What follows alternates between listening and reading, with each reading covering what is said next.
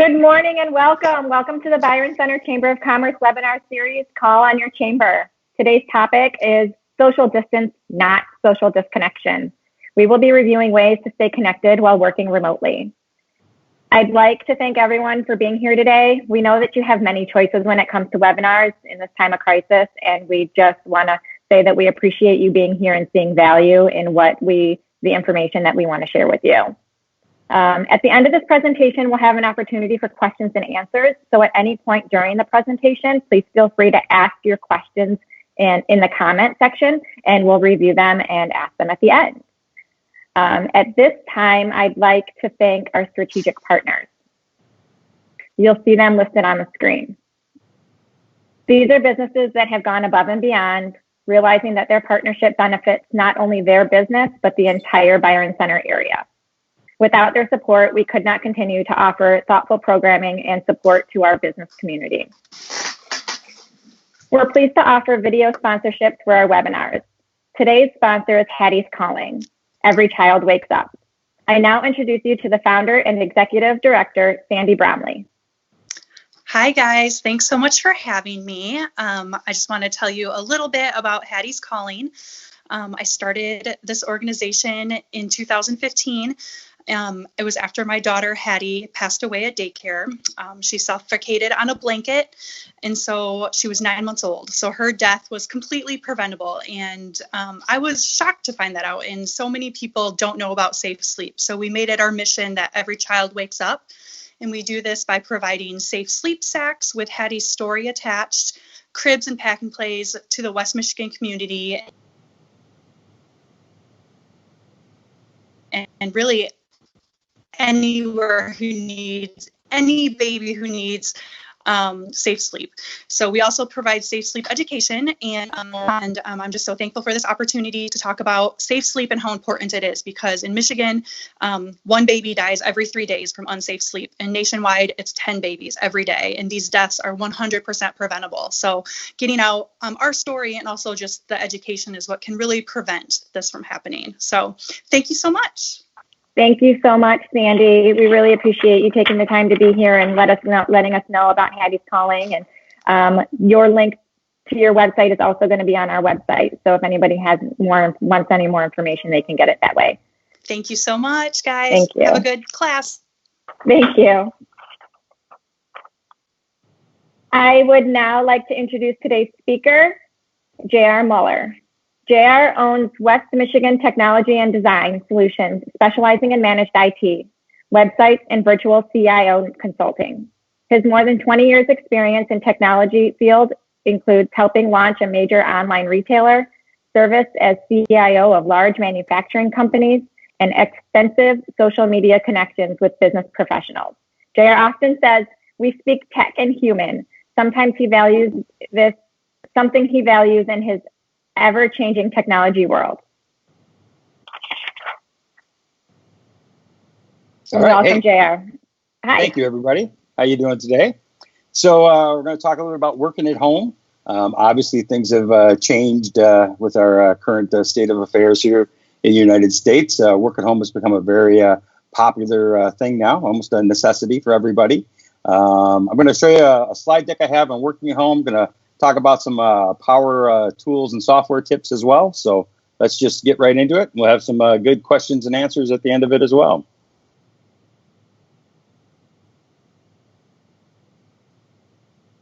You got the hang tight. I think I'm going to have to come back in and do this.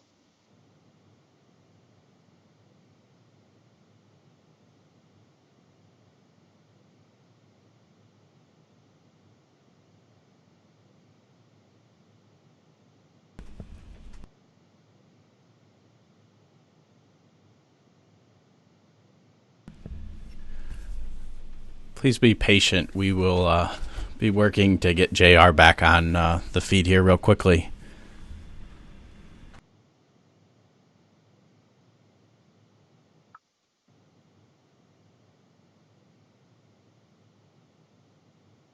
All right, I'm back. Okay. Second time's the charm here, folks. All right. Are you now seeing my slides? No. No? All right. Let me try this again. Oh, that's because I didn't click start. That was an end user error there. So problem exists between user and keyboard. How about now? Now you're seeing my Here we slides? go. There Yes. we go. It's all downhill from here, right? So first tip of the day, video conferencing can be a little challenging. Don't let it frustrate you too much. These kind of things happen. So we're going to talk about social distancing, not social disconnection. I think that's a really important thing, that even though we're supposed to be staying, I don't know what it is, 6 foot, 12 foot nowadays, away from people, it's still very important to stay connected to your friends, your family, and in the business environment, your clients. So we're going to talk about working home and staying connected.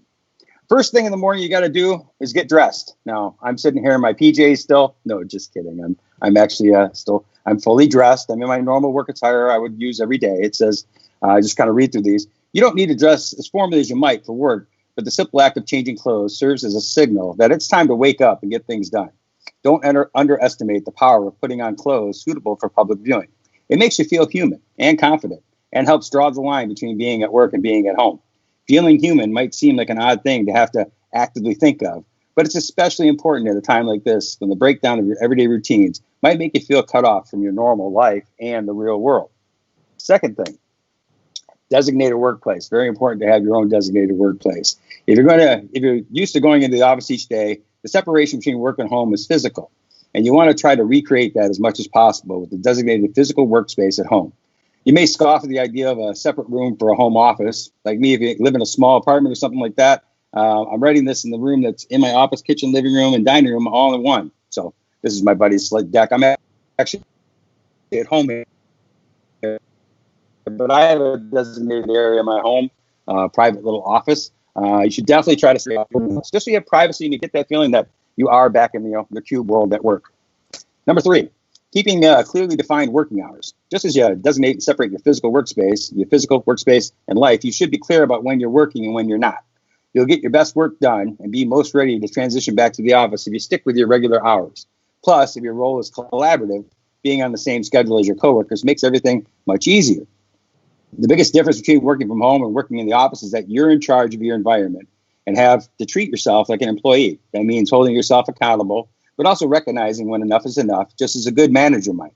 So like for me, for example, getting down to my office, my hours are 9 to 5. I usually pop in my office down here at 8:30, put out the morning fires. But at 5 o'clock, I really, really try hard.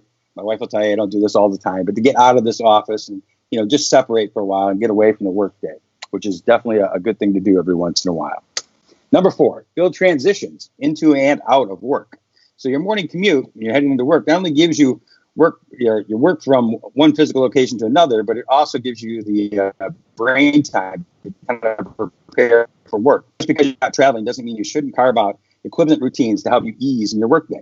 Maybe you usually read or listen to music on your commute. You can do that at home, or maybe you can spend some time with a pet or a loved one. You can even add in a workout, preferably at home because of the new coronavirus. But you can see what's being recommended where you live. Or spend some time on a hobby. Like, again, make sure it's appropriate given the current health recommendations. And at the other end of the day, the evening commute does the reverse. Commuters often take for granted the time they get in their car, they head for home, training to wind down from a hectic workday and mentally prepare themselves for an evening routine. Generally, you're not going to be going from home getting a huge presentation done right before making dinner or doing chores. If you try to jump directly, your brain doesn't have the time to hit the reset button, which can make you less, present as you transition back into your personal life. So just like a regular work day, try to take a little something or another. For me, I'm a heavy metal rock fan. I like to have some fire up songs I play on iTunes, wherever else. So I'll just crank it out of my office now. I have a problem right now because my wife is home in my office upstairs, and she's using her office up there. So I can't really do that. So I'll put on the headphones, though, and just kind of fire it up a little bit. And then at the end of the day, for me, I kind of always go through my notes of the day and just kind of think about things that I have to get done either in the evening, later on in the evening, I should say, or the next day, and just kind of have my agenda kind of set out. I do a final review of my week. So very, very important to do that. Kind of, you would going to a regular physical workplace. Number 5, don't get sucked into anything by the news or anything else. I love this photo that somebody put out in the web. Dad is in a WebEx meeting. Enter slowly. The answer to your question may be here.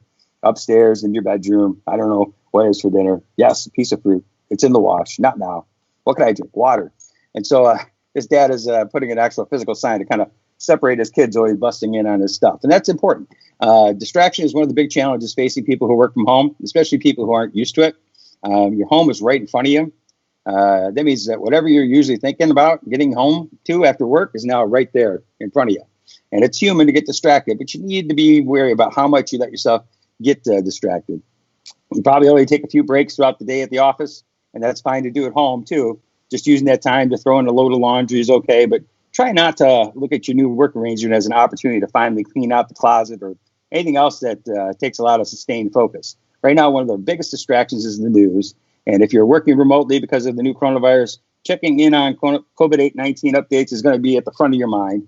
It's good to stay informed, of course, but it's also easy to scroll yourself into, an anxious mess. And I got to be honest with you, I'm a big social media person. Everybody's got an opinion on the whole virus thing, and that's great. But if I start reading through social media, I'll get all fired up. I'll get sucked into it. And the next thing you know, an hour has gone by because I'm reading or trying to reply to stuff or, trying to express my opinion, which, you have the right to do that, but try to take it outside the work hours, I guess, as best as you can.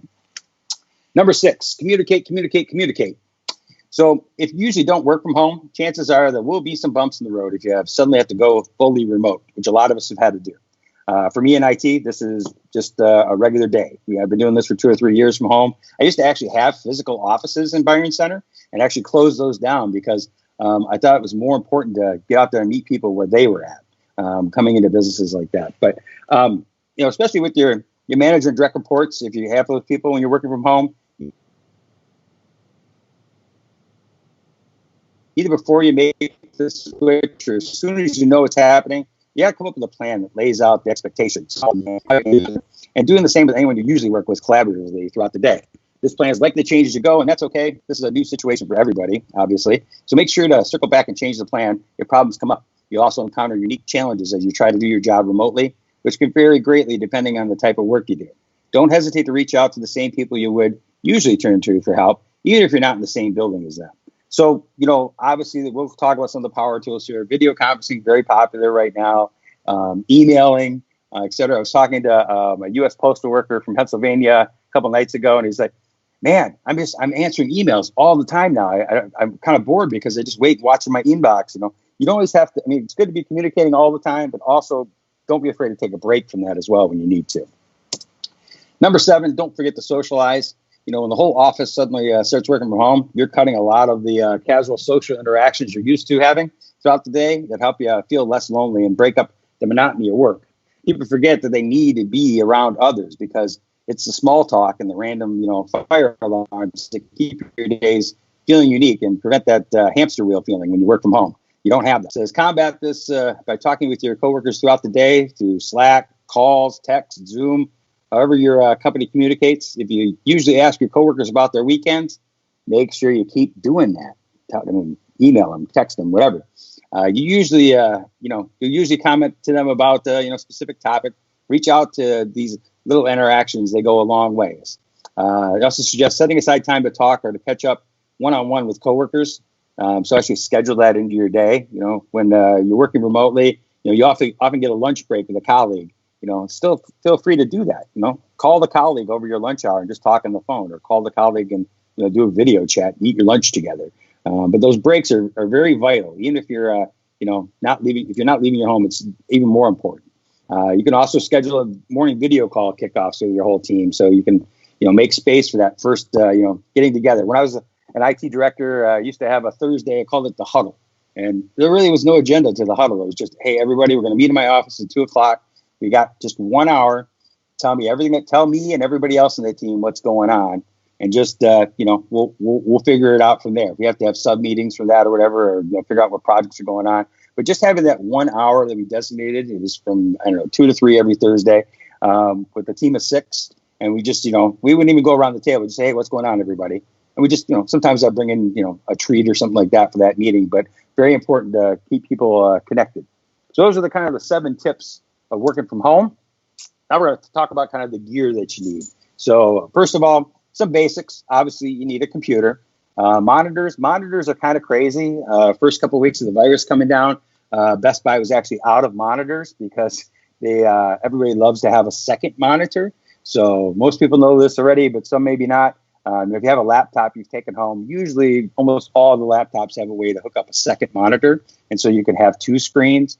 Actually, I think Windows actually supports 16 screens. I'm kind of obsessive, but I'm an IT guy. I've got four 27-inch screens that I spread out on, but that's only because I'm dealing with multiple clients. But multiple monitors, definitely highly recommend that. Internet, high-speed internet. Who knew how important internet was going to become? Internet and power, I should say, because if we lose internet and power, I think most of us, including myself, are done at that point. Internet usage is up about 50%, and it really hasn't seen any bumps in the road, so to say, but trying to find broadband internet. For some people are now going with rural areas, working off hotspots, obviously very important. Desk, I've seen all sorts of creative desk setups, from ironing boards to pallets that have been reused, just regular old desk, and then a good chair. If you're going to be sitting in your chair throughout the day, and I also highly encourage getting up and walking around as well, make sure you got proper posture, or your back will really pay the price for that one. Good lighting is now. Well, I guess good lighting now is even more important with video calls. They do now make some like little spotlights you can hang on your laptop that lets you beam on your face, or you look nice and lit up, kind of a thing.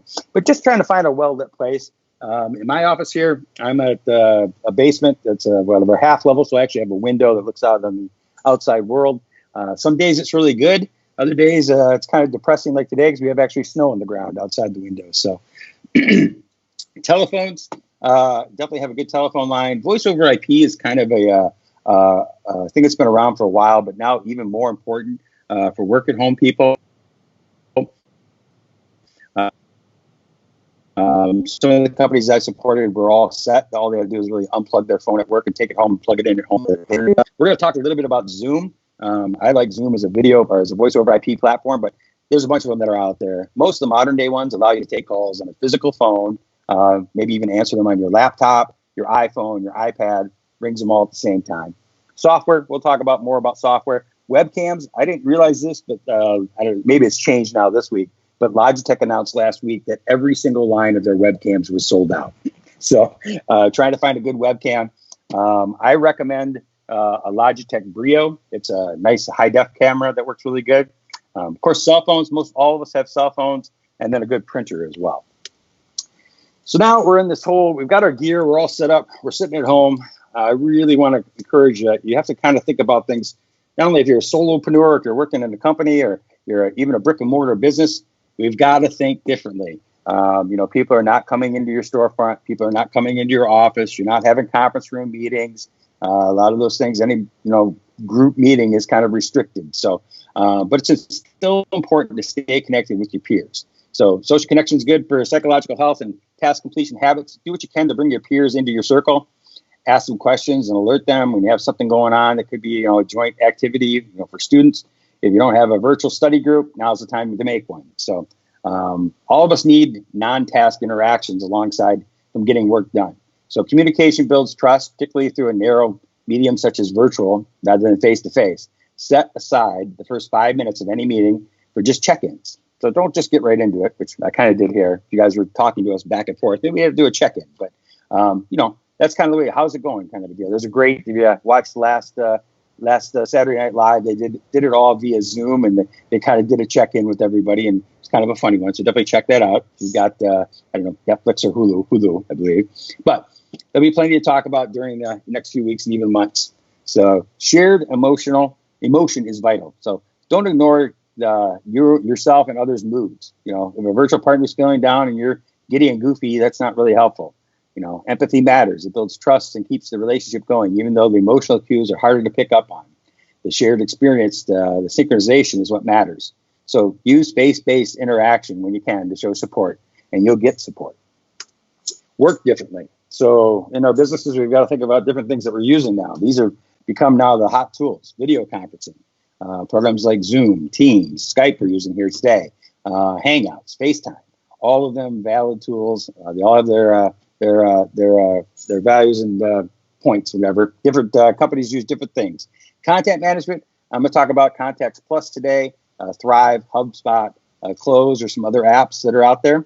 Project management, Teams seems to be the popular one with Office 365. If you're not aware, Office 365 is now, don't quote me, I think it's Office 365 is now, or Microsoft 365, sorry, is now free as well. So they're offering free versions of Word and Excel and PowerPoint, but they are also adding Teams into that because if you didn't know it or not, Microsoft has purchased Skype. So at some point in time, Teams and Skype are going to kind of merge together, or maybe they stay apart still, but the interaction will get a lot more closely attached. In the tech world, there's a popular one called Slack, which people use as kind of a chat application to talk about projects.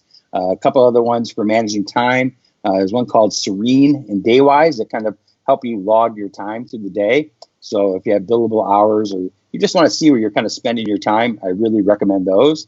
Remote access to files and sharing files. There's a bunch of them that are out there. We're going to talk a bit more about iCloud, but there's also Google Drive, OneDrive, Dropbox, all great options to sharing assets with clients and things like that. And then we're going to finally talk about remote control of your PC at home or work. So I got a lot of different options there. Chrome Remote Desktop, that's the free version. I'm Dutch, so I like free, but if you want to be a little bit more on the upper end, LogMeIn is a great option, TeamViewer. And then if you're at a big corporation, setting up a server for remote desktop. I will say one of the things I have for a few of my clients is using that Chrome Remote Desktop. They're just leaving their computers turned on at work and basically just remote controlling them from home, which is really a simple way. So whatever you were doing at work, besides being able to, well, even someone will let you print at home, but besides running the printer, as long as you were able to do it at your desk, you don't have to actually be sitting at your desk. And so we'll talk a little bit more about that. So talk about these little tools here. Video conferencing. The one I'm going to talk about today is Zoom. Zoom's the popular one. Zoom's CEO, he made, I believe it was $4 billion with a B dollars in 2 weeks because of the amount of people, almost 40 million that downloaded and installed Zoom and paid for upgraded conferencing features, etc. Now, I actually have a Zoom conference room. I paid for it. What's called the Zoom room. I also use a Zoom phone. And then I have a designated meeting ID, which is actually the free accounts. They let you do video chats or host a chat for about 40 minutes. And then if you're the host and you're on the free account, it'll cut that out. If you actually pay the upgrade, I think it's $30. You can get a designated meeting ID, and then your meetings are unlimited. The Zoom phone is what I really like because it integrates phone interactions right inside that same Zoom app. So for my MacBook or my iPad or my iPhone, I can make phone calls and I can also receive them. So for me, I've set up my main phone number, my 485-7600. It's my cell phone. And I'm always connected to my work. And if I want to, kind of be offline, I can forward that number to somewhere else. And that's what I've done. I've basically taken my cell phone and I've forwarded it to this Zoom phone number. Well, what's nice about that as well is that I also have a couple physical phones in my office, voice over IP phones, and they work with Zoom. So if you call my main number, yes, it may sound a little crazy, but probably 5 devices go off wherever I'm at. So I've got 2 physical phones, my iPad, my iPhone, and my MacBook here. And I can answer from any one of those. And what I really liked about it is that it can actually, if you want to, you can record the calls, but it also lets you take your incoming calls and put them in your contact book. So Outlook, it has a direct integration into Outlook. Same with the calendar. If I want to schedule a meeting with somebody, I can just click schedule a meeting and make it a Zoom meeting, and it'll give them my designated meeting ID as well. Now, Zoom Rooms, I'll come back to that in a little bit, but Zoom Rooms is basically a dedicated PC that you would maybe have like in a conference room, and it's always running, so somebody can connect to that, and you can have multiple people. Now, Zoom allows up to 100 people in the room at the same time. So I have one I call Virtual Cigar Bar because I'm a cigar aficionado. My cigar bar downtown Grand Rapids is closed, so every night, 7 to 12, my virtualcigarbar.com room runs, and it's been kind of fun. It's kind of like a ham radio. I've had probably 15, 20 people from all over the country just pop in there, and we don't do anything, too fancy. It's just smoking a cigar, maybe sipping some bourbon, just talking about what's going on in the world. But definitely a unique business model is that I've now become this social interaction spot. And for the room is an extra $50 if you want a designated room. But for that amount, instead of creating a storefront or an actual bar, I now have a virtual location. So, Zoom, I recommend it. Now, they initially had some really big security issues going on where people were bombing the rooms, and doing all sorts of crazy stuff. However, they have hired some major security people and have made a pledge that they're no longer going to do any sort of updates to the platform until security has been updated. Now, they have updated all their platforms recently in the last couple of weeks, and I do recommend them. Next thing, content management. I'm going to talk about two of them real quick.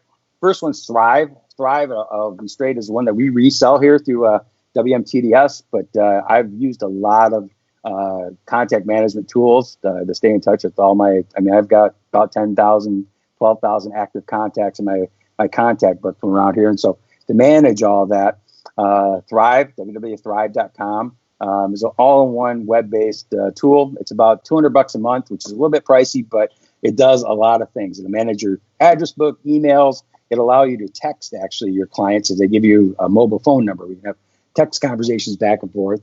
It'll manage your social media, so you can actually post, like I post LinkedIn and Facebook and all those at the same time. I use Thrive to do that. I just pick out an article that I think is important, news-wise for tech, and I'll post it out through the social media piece, and it goes out to all of them. I can do it on a scheduled basis, so I can schedule my whole month out if I want to.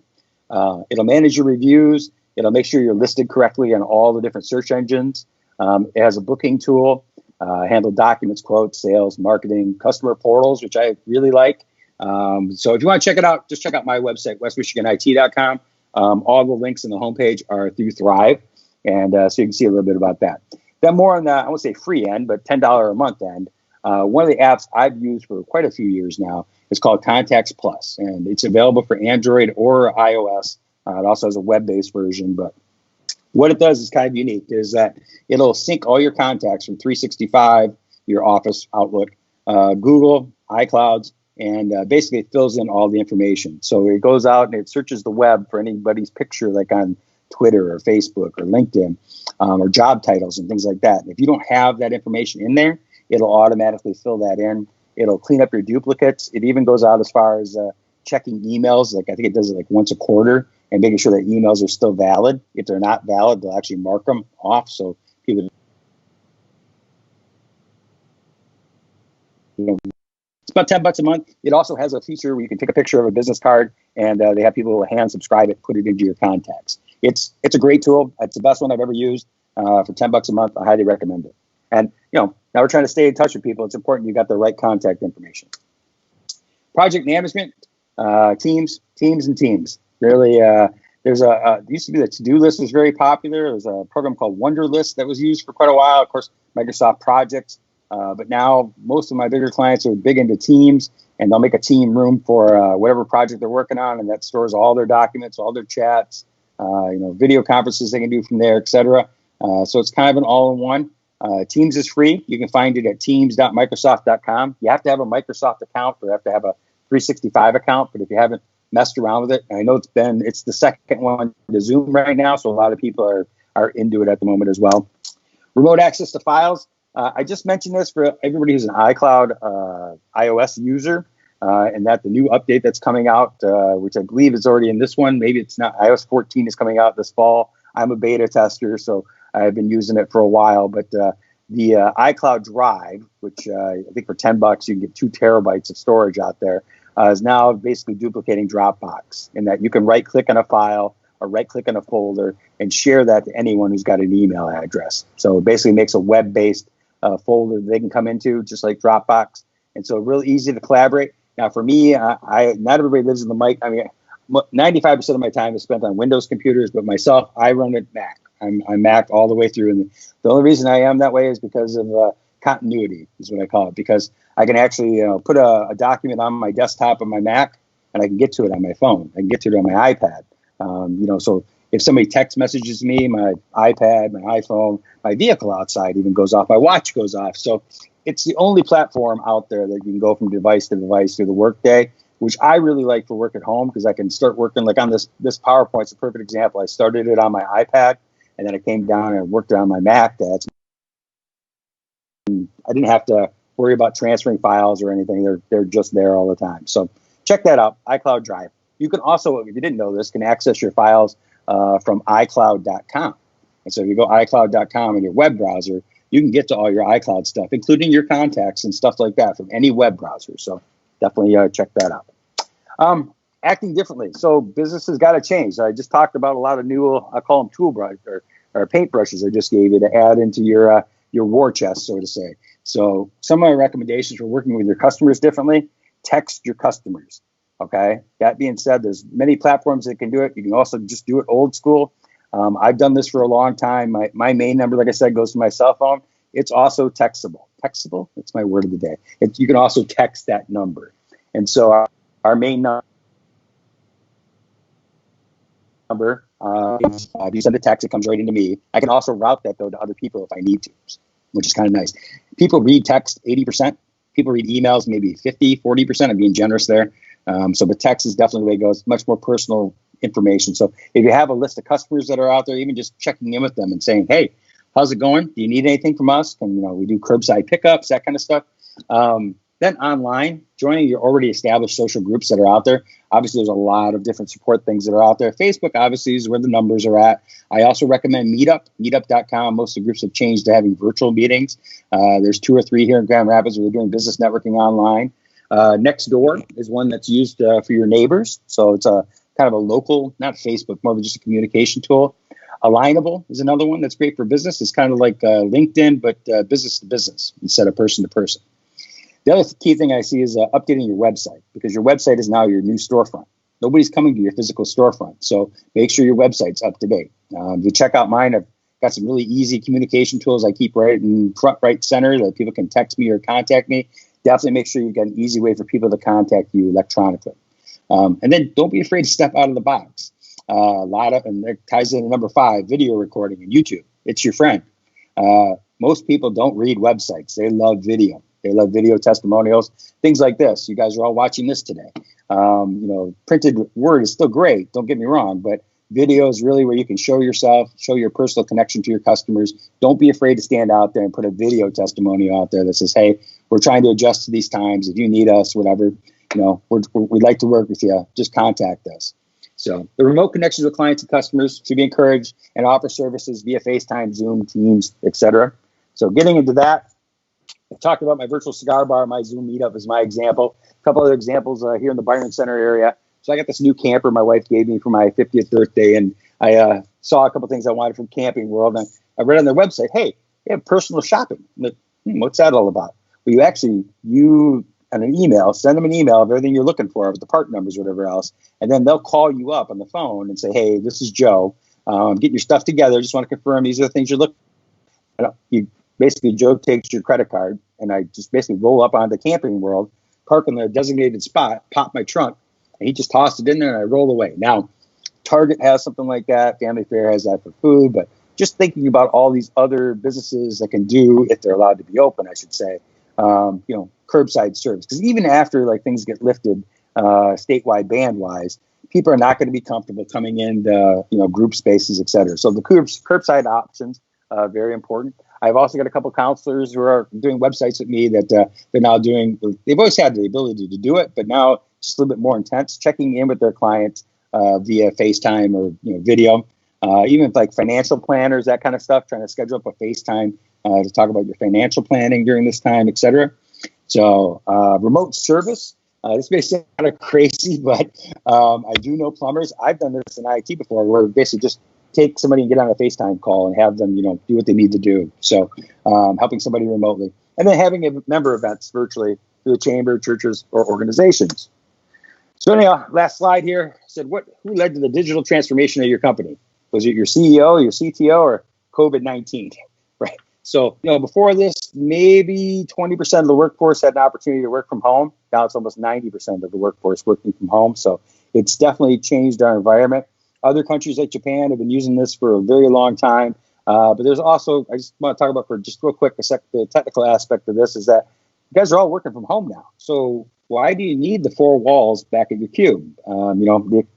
For most people, if they're able to still work at home and do their job, it's definitely going to have a cultural change when we get out of this. So the skills you learn now working from home, in my opinion, will be very strong for moving forward in the next, 18, 24 months that happen here. So now we have a question and answer period. If you guys want a copy of this slide deck, make it real simple. Either just visit my website, westmichiganit.com, and send me a message, or like I said, that is my cell phone number, 616-485-7600. Just shoot me a text real quick, and I'm offering for any chamber members in Byron Center, actually anybody who watches this presentation. If you just want to talk to me and have some free tech tips off the clock, I'm happy to let you in any knowledge I have in my head, and happy to help you out. So feel free to give me a call. And with that, I'll leave it open to questions and answers. Thank you for your time, everybody. All right. Thanks so much, JR. That was a lot of information in a short period of time, but you covered a lot of things that are readable and thorough. I loved the tips at the beginning, just to like treat your day just like a regular day, where you get up and, get dressed and have your schedule set, just because it's something that you can really just get sucked into, where, you've got your day pajamas and your night pajamas.